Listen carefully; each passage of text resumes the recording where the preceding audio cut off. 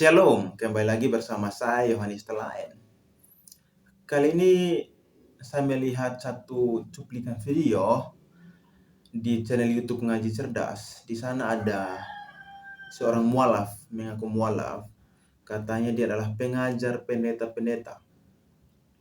Dalam penjelasannya, dia mengatakan bahwa dia mengajar pendeta-pendeta yang dari luar negeri datang ke Indonesia untuk bermisi ke daerah-daerah Indonesia. Dia ngajari mereka. Tetapi saya melihat bahwa dia berbohong. Nah, mari kita lihat sama-sama videonya. Jika benar dia berbohong, tolong berikan komentar di bawah ya. Mari kita saksikan. Semakin tinggi ilmu yang saya capai, saya semakin blank ya. Semakin blank? Semakin blank ya. Saya waktu kalau ditanya agama saya bingung ya. Mau saya jawab Kristen, saya kayaknya sudah nggak begitu yakinnya. Saya mau jawab Islam atau agama yang lain, saya belum belajar itu ya.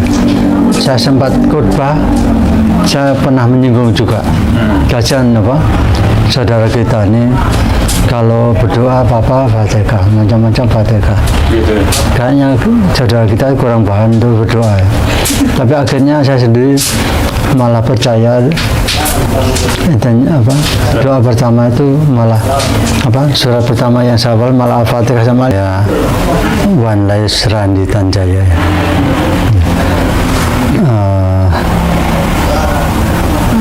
Saya sempat mengajar pendeta-pendeta dari dalam dan luar negeri. Dari luar negeri yang mau masuk ke Indonesia menyangkut bahasa dan budaya, saya yang mengatur mereka ya. Bagaimana strategi masuk ke lingkup suku-suku di Indonesia, waktu itu saya dikasih peran ya. Terus saya mengajari bahasa dan menerjemahkan mereka ya. Kalau hal khusus ya untuk budaya, saya kenalkan ke tokoh-tokoh budaya, saya tinggal terjemahin ya. Saya ngajar kurang lebih hanya 1 jam ya. Terus yang banyak itu di kampung ya, di masyarakat ya. Bagaimana mereka bisa praktek langsung, saya bimbing mereka di learning by doing ya. Itu pendetanya tuh tingkat apa Pak? Yang Bapak ajarkan tuh pendetanya tingkat apa? Maksudnya dia udah siap terjun ke lapangan kah? Atau baru banget itu? Sudah mereka kan didikan luar negeri yang saya tangani itu 1 dari Amerika, dari Australia, sama dari Jerman ya. Ya. Pendetanya dia pendeta untuk berada di Indonesia atau dia kembali ke negaranya? Untuk jangka panjangnya Pak, dia actionnya di Indonesia karena dia belajar penuh di Indonesia ya.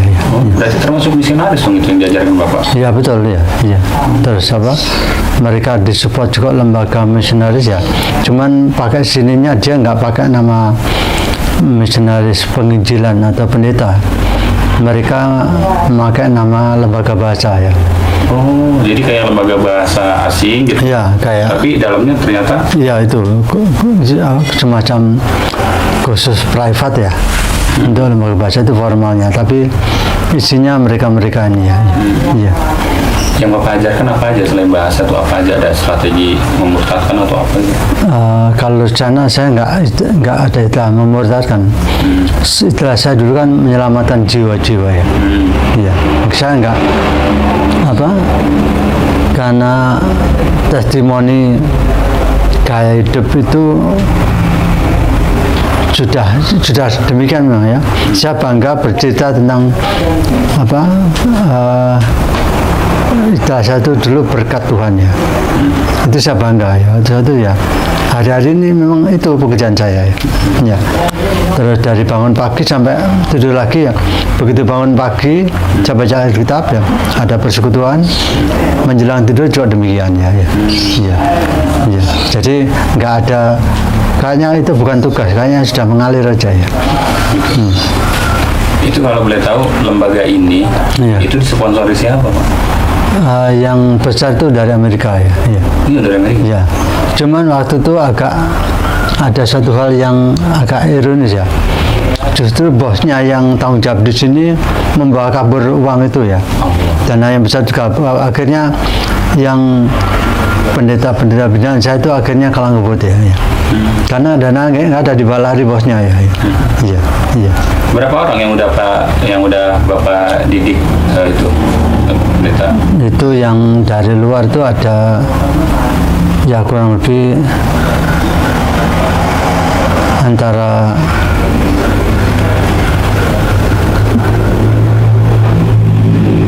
ya 10-an mungkin ya, kurang 10 ya. Dari luar negeri ya? Iya.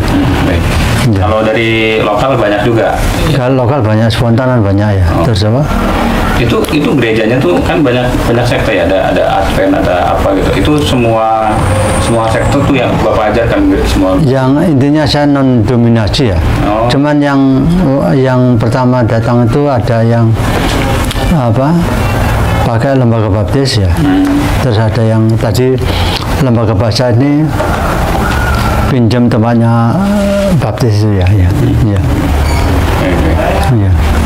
Waktu Bapak ngajar itu kan Bapak jadi gurunya para pendeta. Untuk jadi seorang gurunya para pendeta tuh harus jadi apa dulu Pak? Saya kebetulan dulu saya sudah masih muda itu saya sudah jadi pengajar gereja ya. Pengajar gereja itu semacam asistennya pendeta ya. Itu saya sudah menguasai Alkitab waktu ya. Saya SMP itu saya sudah bisa khotbah ya. Oh gitu. Iya, SMP kelas 2 itu sudah bisa khotbah keliling ya.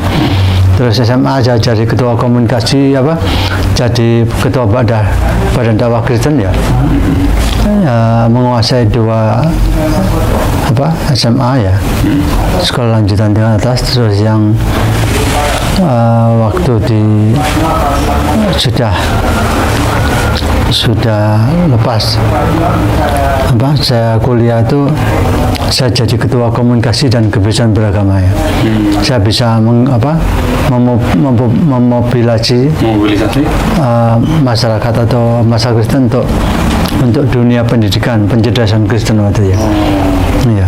Itu Bapak pernah bersentuhan langsung sama masyarakat mengkristenisasikan umat Islam atau sempat itu? Saya nggak ada istilah mengkristenkan aja. Iya, saya hanya menyelamatkan jiwa aja ya. Saya memberikan kabar baik itu ya. Iya, iya. Saya nggak peduli ya. Saya semakin banyak orang fanatik tentang agama, saya malah lebih berani ya. Gitu ya? Saya paling berani itu ya. Mau pakai kopi apa mau lingkungan Hindu Buddha ya. Saya berani ya. Kan misi saya memberikan kabar baik ya. Saya nggak ada beban ya. Apa yang dimaksud kabar baik oleh Pak Randy itu? Kabar baik tentang jalan Tuhan, tentang keselamatan yang sesuai Alkitab Kristen waktu ya. Oh, ada ayat unggulan gitu apa tuh? Ada ya. Maka pergilah kamu ke seluruh dunia, selamatkan selamatkan bangsa ya. Dalam nama Bapa, Anak dan Roh Kudus itu ya. Oh itu ya? Ya. Karena begitu besar cinta Allah kepada ini, maka dikaruniakanlah anak yang tunggal supaya barang siapa percaya kepadanya dia diselamatkan dan tidak binasa ya. Ya. Dengan alasan itulah Bapak ingin ini ya? Iya, waktu itu ini yang waktu itu saya sendiri kan merasa terselamatkan ya. Dalam kepercayaan saya itu ya. Ya, saya punya tanggung jawab juga untuk memberikan kabar ke orang lain ya. Ya. Ya. Waktu itu di daerah mana Pak? Saya kebetulan ada mulai Jawa Timur sampai Jakarta, sampai juga Sumatera ya. Terus Bali ya. Ya. Ya. Itu berarti mau dijelaskan Pak, berarti kalau kayak begitu tuh mereka mappingnya rapi ya, daerah mana aja gitu? Iya, mereka kan sudah diatur secara manajemen sudah bagus ya. Iya. Iya. Bapak tahu ada strategi khusus gitu para pendeta itu ingin menyelamatkan jiwa-jiwa tadi itu? Oh. Ya, ya selain tadi pendeta misi yang yang pernah saya ajar ya, saya ikut organisasi pendeta-pendeta garis depannya. Ya. Apa tuh maksudnya? Ya, pendeta-pendeta yang memang sekali waktu ada pertemuan untuk mengatur strategi-strategi atau mungkin menyikapi hal-hal yang menyangkut kekristenan ya. Ya. Target mereka tuh masyarakat kayak seperti apa Pak yang mereka targetkan? Secara keseluruhan ya. Di Alkitab sebutkan padi sudah menguning ya, selayaknya dipanen ya. Dianggap masyarakat Indonesia ini banyak dianggap padi ya, sudah menguning, harus banyak tenaga-tenaga yang dibutuhkan untuk memanen mereka itu ya. Maksud memanen tuh gimana? Ya, menyelamatkan jiwa-jiwa itu ya. Tinggal metik aja maksudnya? Iya. Kalau ada istilah daerah hijau, daerah kuning itu Bapak bisa jelasin nggak? Ya, itu kan apa? Kalau istilahnya yang potensi dan tidak potensi ya, ya. Jadi kalau yang kuning potensi. Ya, kuning kan intinya lebih banyak yang potensi untuk diselamatkan ya, itu dibantu atau ditolong. Jam istilah saya gitu ya. Ya. Kalau zaman saya nggak ada istilah memurtadkan apa, itu nggak ada ya. Sebesar dan sekuat apa sih Pak lembaga itu sehingga bisa mendatangkan pendeta-pendeta dari luar? Ya, support dananya waktu saya ngomong unlimited sama itu ya. Ya. Terus dari keluarganya pendeta-pendeta miskin ini dibiayai penuh ya. Waktu kita belum ada apa home study, mereka sudah ada home study ya. Jadi anak-anaknya home study apa connect langsung dari Amerika kan. Kita internet belum marah waktu ya. Kita sudah pakai ya. Sudah pakai ya. Terus ada waktu apa pakai home study ya. Ini pengajaran langsung dari Amerika dan dari pusat ya. Yang untuk keluarga yang anaknya yang kelas-kelas SD ya. Kalau di sini SD itu pendidikan dari sana. Dulu di sini waktu ada pas itu zamannya Gus Dur mau jadi presiden. Ya. Berarti ada kemungkinan mereka jaringannya luas. Ya, kayak gini kan seluruh dunia. Kalau bicara penginjilan kan, kalau untuk skala dunia yang jadi patokan pasti Indonesia. Kalau Indonesia pasti Jawa Timur. Kalau Jawa Timur pasti antara Batu dan Malang ya. Batu ini kelihatan kecil ya. Sekolah kitab itu banyak sekali, lebih dari 50 sekolah kitab itu ya. Bapak tahu daerah mana yang sulit ditaklukkan oleh mereka? Kalau zaman saya nggak pernah mengenal sulit ya. Itu tantangan aja. Ya. Strategi apa yang mereka lakukan Pak yang Bapak tahu yang paling ampuh gitu? Ya, kita humanity, kemanusiaan, pendekatan kemanusiaan itu sopan santun dan hospitality ya. Itu lebih ini lebih enak capai. Kita nggak bicara tentang Kristen, tidak bicara tentang agama, tidak bicara tentang salib, tentang gereja. Kita buang semua. Kita pendekatan kemanusiaannya. Masyarakat ada butuh apa ya, kita datanginya. Kita ajak komunikasinya. Kalau 1-2 kali ketemu saya waktu itu, saya nggak yakin kalau orang itu nggak menurut saya ya. Ikut gitu ya? Ya, pasti ikut. Pasti kunjungan akan berkali-kali pada. Pasti kalau sudah banyak, pasti saya buat persekutuan kan ya. Saya buat ini apa? Pasti di situ ada supportnya juga ya. Berarti boleh nggak sih kita curiga kalau ada orang gereja atau orang Kristen yang tiba-tiba ngedeketin apa kalau lagi susah? Boleh nggak kita curiga gitu? Takutnya mereka ternyata punya misi kayak Bapak gitu. Kalau saya dulu nggak merasa punya misi ya, karena tanggung jawabnya kita mesti berbagi aja ya. Saya nggak pernah misi apa. Saya minta tolong ke lembaga-lembaga yang lembaga atau orang-orang yang peduli kan intinya kan saya nggak tahu mereka. Kalau mereka tergerakkan oleh memang percaya sama Tuhan, saya pikir mereka akan mudah itu. Ya, saya nggak ada beban itu ya. Ya, saya ada pekerjaan sini ya, ada proyek ini ya. Kalau saya berbagi, bicara-bicara pasti ada support ya. Pasti ada supportnya, bantu ini ya. Jadi kalau semakin banyak kasus atau semakin banyak yang ditangani, dana dari atas semakin besar gitu. Ya misalnya kalau dari lembaganya ya ada support ya. Cuman dari person to person banyak yang peduli ya. Oh gitu. Pengusaha Kristen kan banyak itu ya. Gitu ya. Iya. Bahkan saya kalau mau belajar sampai sekarang ya, beasiswa kemanapun saya masih bisa itu ya. Sampai mereka ya. Iya. Iya. Terus cuman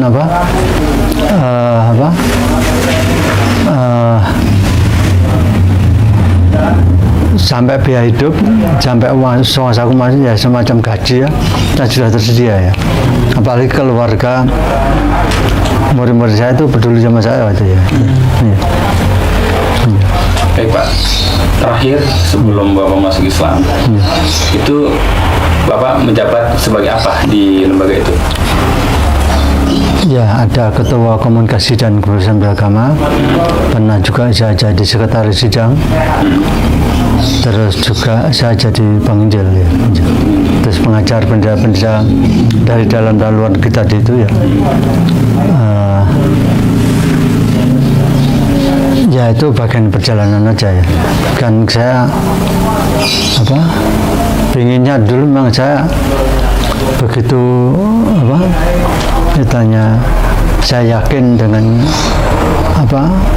berkat Tuhan itu ya, saya pingin saya go internasional kan ya. Iya. Saya ngajar semua. Iya. Pak,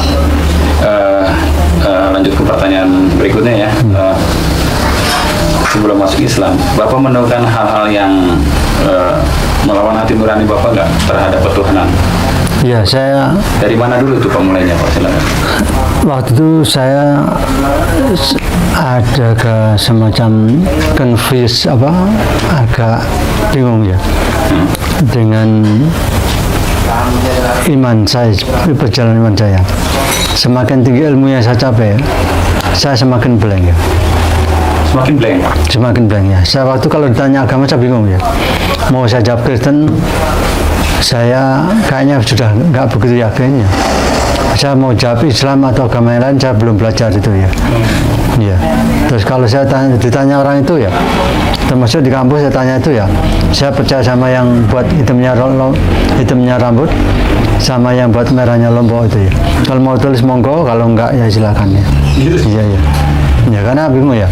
Tempat-tempat angker orang-orang pintar tak datang semua, aliran-aliran kepercayaan tak datang semua ya.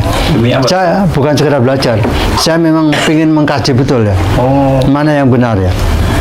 Saya sempat di agama tertentu juga saya sempat mau dikirimnya. Mereka untuk tingkat biasa harus sekolah. Waktu semacam kilat-kilat saya capai ya. Terus pemahaman di Kristen waktu itu saya juga nggak tahu, waktu kok cepat sekali ya. Saya bisa melampaui bendera-bendera, nggak tahu ya. Banyak peran-peran penting yang waktu pas di posisi saya ya. Ya. Apa yang Bapak ragukan setelah itu di agama Bapak sebelumnya? Ya misi keselamatan ya. Terus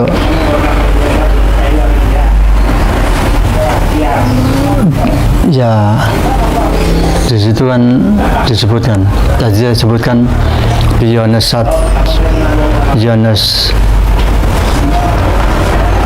ayat 3 ya. Yohanes 1 ayat 3. Ya, itu kalau nggak salah ingatnya, karena begitu besar kasih Allah kepada dunia maka dikadikan anak yang tunggal, supaya barang siapa percaya kepadanya diberikan, supaya barang percaya dia selamat dan tidak binasa ya. For God to love his son. So he gave his begotten son to save the world. Yeah. So whoever believe in him be saved, not be perished. Ya. Ya. Terus juga ada ayat yang mendukung ya, yang ketuhanan Yesus ya. Yohanes 1 ayat 1, pada mulanya ada firman, firman bersama Allah, dan firman itu adalah Allah sendiri. In the beginning was the word was with God, and the word was God. Ini kalau saya pahami dulu, saya yakin ya, ini semacam pengajawantahan, penyatuan antara ketuhanan Yesus dengan ilahiyah ya. Waktu saya pahami, tapi lama-lama saya pudar ya, bagaimana pengertian pada mulanya ada firman, firman bersama dengan Allah, dan firman adalah Allah sendiri. Ini yang saya sulit menemukan kebenaran dia. Itu agak rancu ya. Ya. Akhirnya Bapak mencarinya apa tuh? Langsung ke agama Islam kah? Atau ada teman diskusi? Atau kemana tuh? Enggak, saya bingung waktu, saya bingung ya. Saya mau tanya teman-teman Islam, saya nggak berani karena waktu itu kan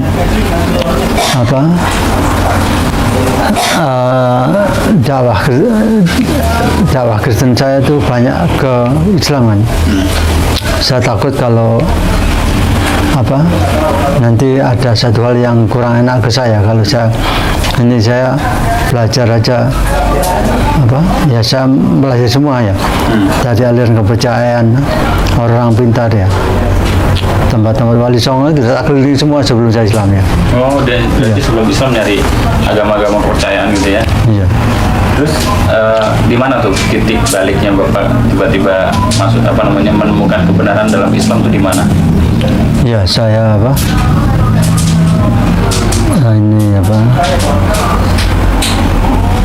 surat Al-Fatihah sama Al-Ikhlas itu saya tiba-tiba hafal aja. Tiba-tiba hafal? Iya, saya nggak tahu waktu itu saya sempat khotbah, saya pernah menyinggung juga. Kajian saudara kita ini kalau berdoa apa-apa Fatihah, macam-macam Fatihah. Gitu. Kayaknya saudara kita kurang paham untuk berdoa ya. Tapi akhirnya saya sendiri malah percaya, dan doa pertama itu malah surat pertama yang saya hafal malah Al-Fatihah sama Al-Ikhlas. Ternyata itu nggak tahu kalau itu inti dari Al-Quran, malah di surat Al-Fatihah sama Al-Ikhlas. Ya. Nah, setelah itu Pak, setelah tadi dapat tiba-tiba mungkin sering mendengar kali selintingan, jadi tiba-tiba hafal ya. Nah, setelah itu Bapak mencari mencari kebenaran dalam Islam itu bagaimana prosesnya Pak? Ya saya ketemu seorang guru waktu ya, terus yang membimbing saya, terus ya saya sempat ya dikasih petunjuk lah, terus untuk Islam kan bukan suatu paksaan ya, suruh belajar dulu ya. Setelah itu nanti kan ada tahap-tahap berikutnya aja. Iya. Oke. Nah, Bapak mencari apa aja selain itu? Mencari kebenaran dalam Islam itu apa? Langsung ya misalkan ini kan udah ragu kan Bapak dengan agama yang sebelumnya, lalu pengen mempelajari Islam. Nah, step berikutnya tuh apa yang Bapak lakukan? Ya, saya menjalani iman Islam ya. Itu langsung syahadat atau enggak? Ya setelah itu ya begitu tahu saya langsung syahadat ya. Cuman syahadatnya kan pertama hanya pengakuan lisan itu. Ya, terus saya nggak tahu kalau kajian syahadat itu luar biasa, harus dengan bersuci, maksudnya dengan hidup ini ya. Kita harus menunjukkan, bahkan kita ini percaya sama Allah yang maha hidup, sama Nabi Muhammad sebagai utusan Allah ini kan kita harus menjadi contoh juga ya. Jadi jadi bukti gitu. Bukan hanya kata-kata ya. Baik. Nah, ketika sudah yakin dengan Islam, lalu Bapak masuk Islam ya, jadi seorang Muslim, itu apa yang Bapak rasakan? Ya, kayaknya itu yang saya cari betul ya. Yang saya cari betul ya. Ya enak aja, yang dari hati ini saya kan lebih yakin, lebih tenang, lebih yakin ya. Seperti apa? Ya macam-macam, ada yang ada yang agak sini juga ya. Ada sebagian keluarga juga nggak menerima saya, kan yang mengajarkan bagaimana menjadi orang Kristen itu yang baik itu saya. Ternyata saya malah di sana lagi gitu ya. Iya. Terus waktu itu Bapak udah punya keluarga kan? Sudah ya. Nah itu gimana, keluarga ikut Bapak semua atau gimana? Awal itu juga nggak menerima itu. Baru ya pelan-pelan lah. Sampai belum boleh. Ya anak-anak waktu itu otomatis anak-anak ikut ya. Ya kita jadi Islam yang independen, yang benar-benar mandiri, jadi Islam ya. Jadi Islam bukan karena kebutuhan macam-macam ya. Islam benar-benar just fit to Allah ya. Ya apa? Not depend to others ya. Just depend to Allah ya. Oke. Sekian lama Bapak sudah jadi seorang Muslim. Apakah Bapak bergabung di gerakan dakwah atau apa? Ya dulu saya sering diajak sharing-sharing sama teman-teman Arimatia. Juga ada lembaga tertentu yang juga manggil saya ya. Ada di pondok atau di kampus-kampus ya, sering saya diajak sharing, berbagi-bagi ya. Kalau sama Arimatia fokusnya di apa Pak? Di benteng akidah ya. Ya. Kalau di agama kepercayaan lain itu kan namanya keselamatan masih konsep ya. Ternyata di Islam sudah real ya. Islam sendiri kan sudah selamat ya. Salam kan ada. Salam itu selamat kan. Sudah real ya. Jadi mereka masih bingung dengan konsep, kita sudah real ya. Keselamatan sudah ada ya. Lihat ya, doa orang Islam itu saling mendoakan orang Islam seluruh dunia ya. Terus juga namanya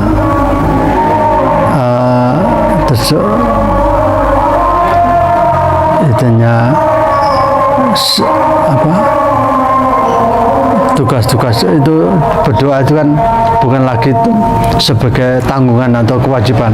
Mereka kayaknya sudah jadi kebutuhan, lifestyle-nya sudah gitu ya Islamnya. Jadi saya temui doa yang paling lengkap itu ternyata di Islam. Yang dulu tak cibir-cibir, ternyata saya temukan di Islam malah ya. Iya. Terus juga di Islam ini banyak bukti kan. Bukti kalau dunia milik Allah ya. Milik Allah kan banyak bukti. Kayu-kayu seratnya kan ke atas vertikal semua ya. Nggak ada yang vertikal Y atau atau mungkin K kan ya, nggak ada kan. Itu vertikal pasti bentuknya ke atas semua, banyak aja. Jari-jari kita banyak ke atas ya. Terus ini kan juga ada lafaz-lafaz lah ya, yang dulu Nun Jauh saya nggak ngerti. Thank you for the happiest year of my life.